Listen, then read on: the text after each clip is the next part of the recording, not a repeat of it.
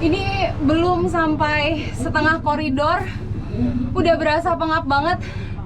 Ruang bernafasnya semakin sempit dan ini masih jauh ke dalam. Saya nggak kebayang ini yang dilakukan sama mereka setiap hari.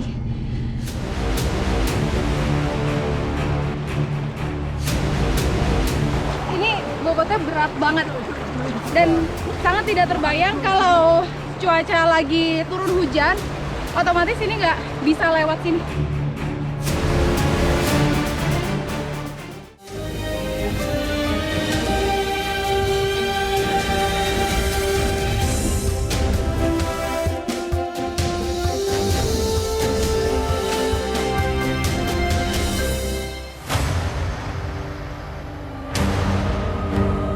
Cerita dari Serambi Mekah kali ini menghantarkan tim Indonesiaku pada sebuah wilayah terisolir di utara Kecamatan Jaya, Kabupaten Aceh Jaya. Desa Maru menjadi salah satu penghasil kopi robusta terbesar milik Aceh Jaya. Namun hingga kini masih mengukir daya dan upaya. Sekarang ini kami sudah bersiap ingin menuju ke desa terluar di Kecamatan Jaya, Desa Mare. Hari yang cerah menyambut kami untuk menelusuri jalan panjang hampir 25 km dari pusat Kecamatan Jaya. Desa Baru merupakan satu dari 34 desa yang ada di wilayah ini. Kami tiba di Desa Sabit yang menjadi aspal terakhir sebelum sampai di Maru.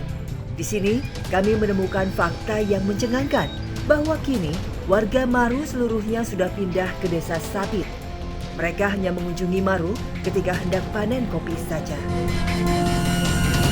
Nah, ini di tengah perjalanan kami bertemu dengan sejumlah warga yang ingin pergi ke kebun. Jadi kami barengan sekarang lagi nyebrang sungai dulu. Sungainya ini diterabas pakai motor.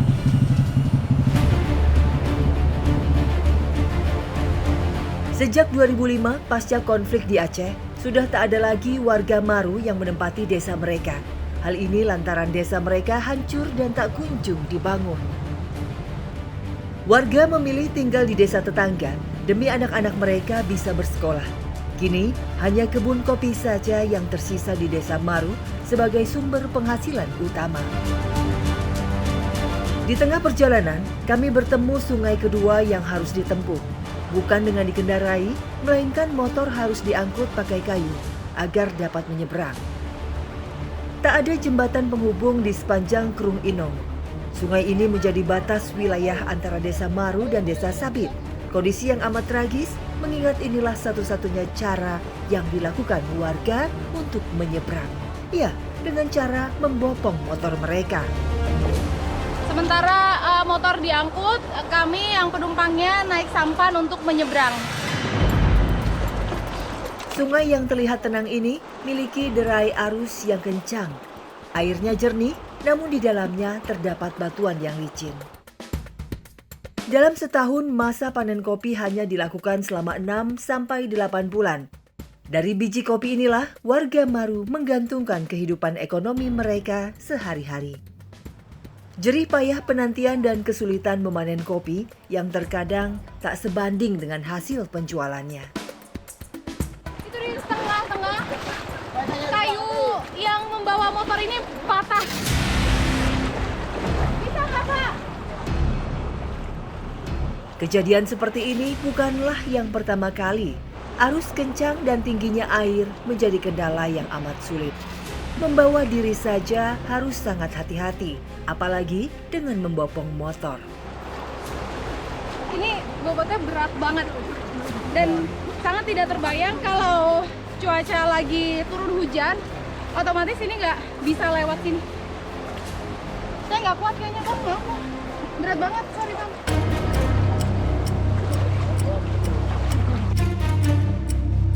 Desa Maru setidaknya memiliki 102 jiwa penduduk yang hampir seluruhnya menggarap kebun kopi di seberang sungai atau di wilayah Maru.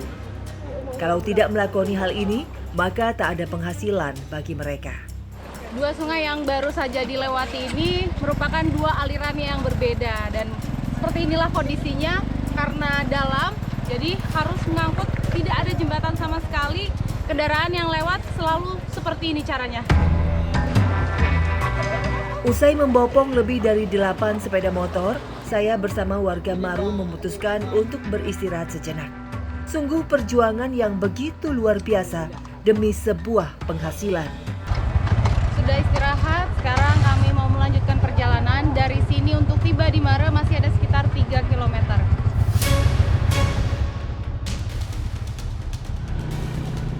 Terlihat kondisi yang amat sepi ketika memasuki wilayah Maru.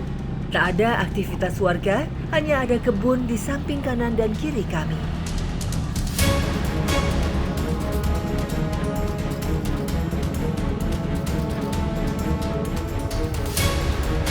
Perjalanan panjang, kalau dari kantor Kecamatan Jaya kurang lebih 27 km. Akhirnya kami sampai di Desa Maru.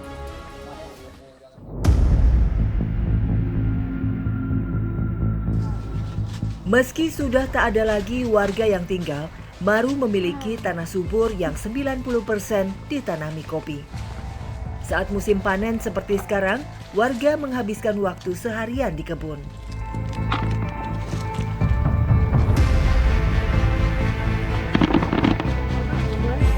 Nah, kopi ini jadi komoditas utamanya Desa Mare. Jadi sayang banget walaupun sekarang udah nggak ditinggalin lagi perkampungannya, tapi warga masih datang ke sini untuk memanen kopi.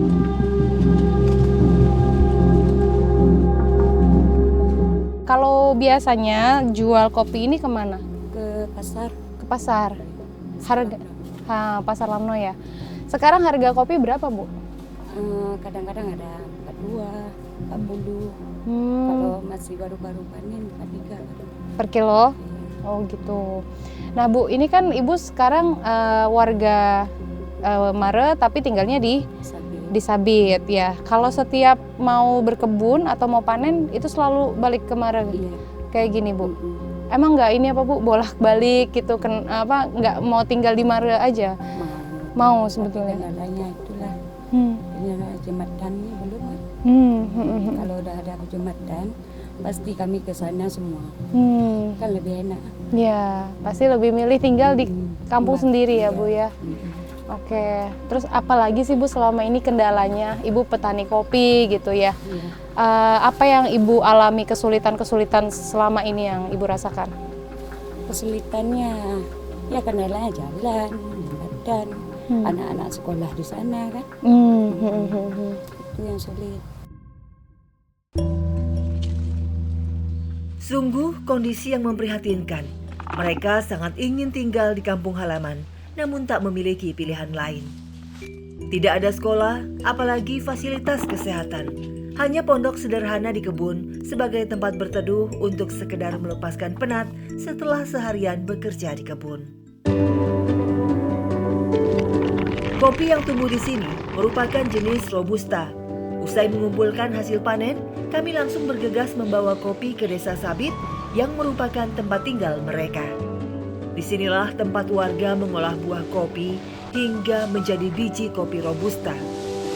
Bukan dengan alat penggiling kopi, melainkan ditumbuk secara tradisional.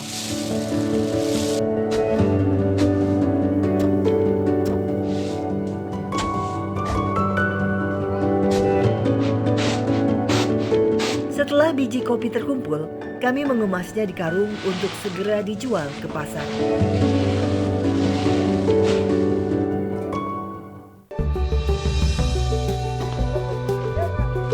Jarak dari pemukiman warga menuju pasar di pusat kecamatan mencapai 18 km. Kopi yang hendak dijual sudah berbentuk green bean yang berhasil terkumpul sebanyak 2 buah karung. Usai tiba di lokasi penampung yang ada di pasar, kami langsung menimbangnya dan mendapat hasil sekitar 6 kg kopi setara Rp250.000. Sungguh penghasilan yang amat tak sepadan.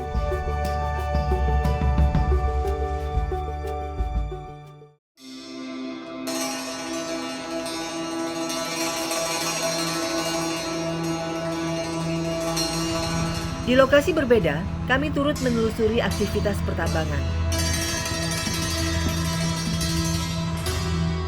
Terletak di Desa Ijerengeh, Kabupaten Aceh Jaya, lubang galian batu di dalam tanah terpampang amat masif.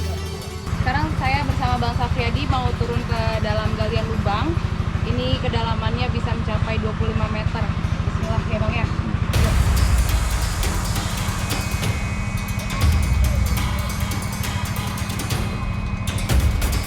Hal ini dilakoni warga setiap harinya. Meski disertai resiko besar, aktivitas inilah yang menjadi pilihan mereka untuk meraup penghasilan.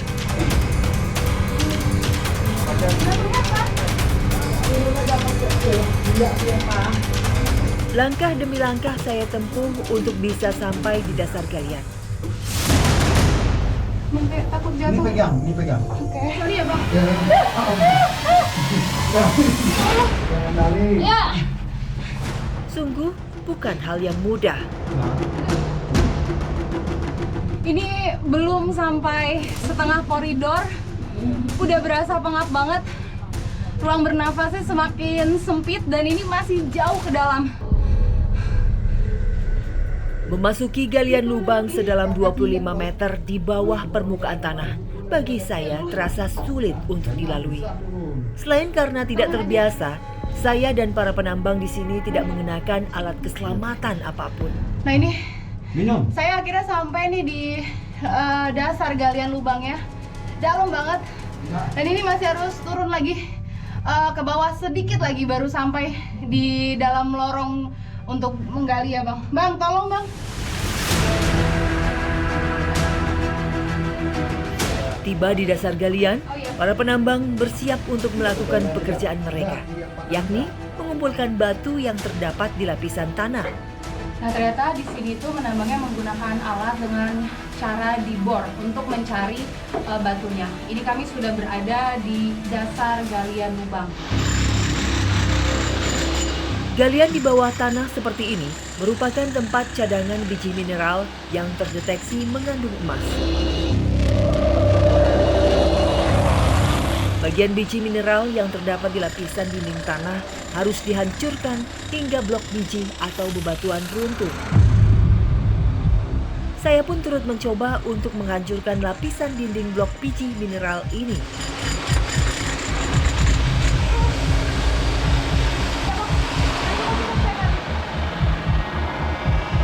Saya nggak berani karena terlalu beresiko. Alatnya ini berat ternyata. Jadi memang harus yang benar-benar sudah paham. Saya nyerahin ke abang aja, nggak berani karena itu nyemprot banget debunya ke mata. Kita di sini nggak ada yang pakai alat keselamatan untuk wajah gitu, hanya ini aja nih, santer penerang di kepala.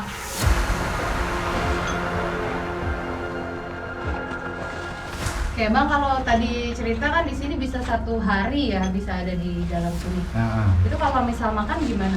Makan nanti kadang-kadang dikasih turun roti sama kawan kan dari atas. Kalau nasi makan di atas tuh kan. Gitu. Ya. Persediaannya apa aja sih Bang kalau mau turun nih ke bawah? Tuh kalau buat alat kerja bor tuh kan senter, masker, kadang-kadang pakai blower tuh, goni kan, blender tuh. Kalau buat alat kerja. Ya. Kalau di dalam sini maksimal berapa orang? Kadang-kadang 2, kadang-kadang 3, kadang-kadang sendiri juga. Oh gitu. Ya. Nggak ada maksimal waktunya di dalam sini. Enggak. Enggak. Bagi yang sanggup aja. Ini sanggup sehari sini. Setengah hari. Oh gitu. Terus upah yang abang dapat tuh per berapa Enggak. karung atau per hari gitu? Kalau upah tuh kita ini bukan nggak kira per hari, nggak kira per karung, tergantung rezekinya juga. Kadang-kadang ada, kadang-kadang nggak ada juga. Gimana caranya tahu di lokasi ini nih gitu ya, di galian yang ini nih kayaknya ada emasnya nih Ya, gitu. kita kan gali terus dulu, nanti kan ada dapat batuan, kalau orang sini bilang urat, dites. Nanti dites, diindang pakai apa lu, ada kan alatnya kan, diindang, nanti disurvei dulu, kalau ada kami kerja, kalau enggak pindah ke tempat lain. Cari galian yang lain Ya, gitu. ya. Oh gitu. Proses sampai jadi galian seperti ini tuh berapa lama Bang? Kadang-kadang 2 bulan, kadang-kadang 1 bulan lebih kan. Gitu. Jadi artinya abangnya dalam 1 tahun taruhlah gitu ya, itu bisa berpindah-pindah lokasi terus. Iya. Oh gitu. Safriadi telah menjalani pekerjaan seperti ini sejak 2016. Dalam satu hari, ia dan teman-temannya bisa mengumpulkan 20 hingga 30 karung berupa hasil menggali batuan biji mineral. Satu karung batu mempunyai bobot hingga 40 kg. Hampir 7 tahun melakoni pekerjaannya, Sapriyadi ternyata pernah terkubur di dalam tanah karena galian terowongan rubuh. Meski harus mempertaruhkan nyawanya, Sapriyadi tak memiliki pilihan lain dan tetap menjalani pekerjaan ini, walaupun dihantui rasa trauma dan resiko tinggi. Usai bebatuan terkumpul dan dimasukkan ke dalam karung, kami pun langsung mengaitkannya ke sebuah tali yang akan ditarik oleh orang yang bersiaga di permukaan tanah. Nah, jadi tali yang kecil ini ditarik-tarik begini nih untuk kode ke teman-temannya abang yang di atas supaya narik tali besarnya untuk ngambil karungnya yang sudah dikumpulkan, batu yang dikumpulkan mau dikaitkan ke atas.